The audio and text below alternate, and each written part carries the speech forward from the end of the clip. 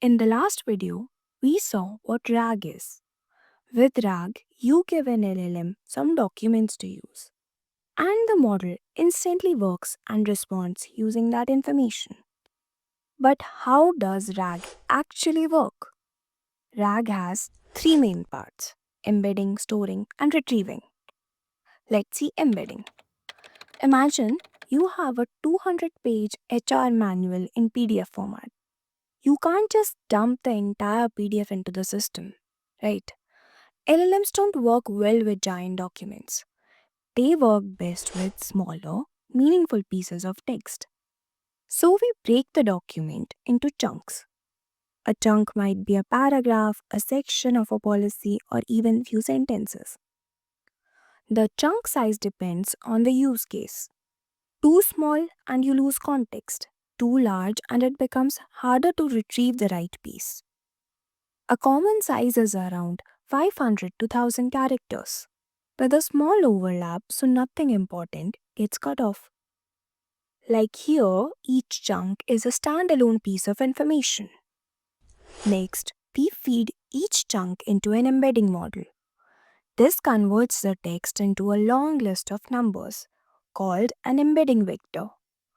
These vectors capture meaning. Notice that the vector for sick leaves is very close to the vector for annual leave, but the both are very different to the one for resetting passwords. This is what we mean when we say capturing meaning. In reality, these text chunks live in a space with many dimensions. To make it easier to visualize, we shrink it down to 3D. Each chunk of text becomes a coordinate on this map. Chunks about leave policies cluster near each other, while payroll or IT chunks land in different regions. Chunks with similar meaning are in the same region. Now that we have embeddings, we need a place to keep them. But this isn't like dropping data into a SQL database. SQL is great for rows and columns, but it can't tell us which two pieces of text are semantically close in meaning. That's why we use a vector database, a special kind of database built for embeddings. It doesn't just hold one big vector of vectors. Instead, it stores lots of individual entries.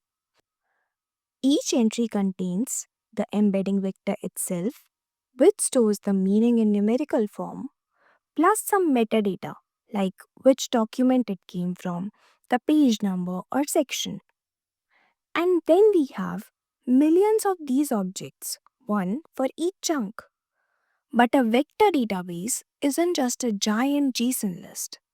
What makes it powerful is that it stores all these objects, organizes them with special indexes, and when a new query vector comes in, it can instantly find the closest matches even out of millions. At this stage, nothing is being searched yet. We are simply storing all embeddings in the vector database so that they are ready when a user asks a question. Step 3: Retrieving. So, up till now, we have created a vector database. Now, when an employee types a question, let's say how many casual leaves am I allowed? That question itself is also converted into an embedding vector. The system then compares this query embedding against all the stored embeddings in the vector database. It calculates which ones are most similar, meaning which chunks of text are most relevant to the question. From those matches, the original text chunks are pulled out using their metadata, which is then packaged with the user's question and is the output of RAG. The top semantic results and user query are then given to LLM. Now, the LLM isn't just freestyling, it's working with real, up to date data and generating an answer that's grounded in fact from the documents. So, when the employee sees the response, it feels like the AI knows the company's policies, when in reality, it's simply retrieving and grounding answers in the right context using RAG. So, to recap, embedding is breaking text into meaning based fingerprints. Storing is keeping those fingerprints in a vector database, ready to be searched.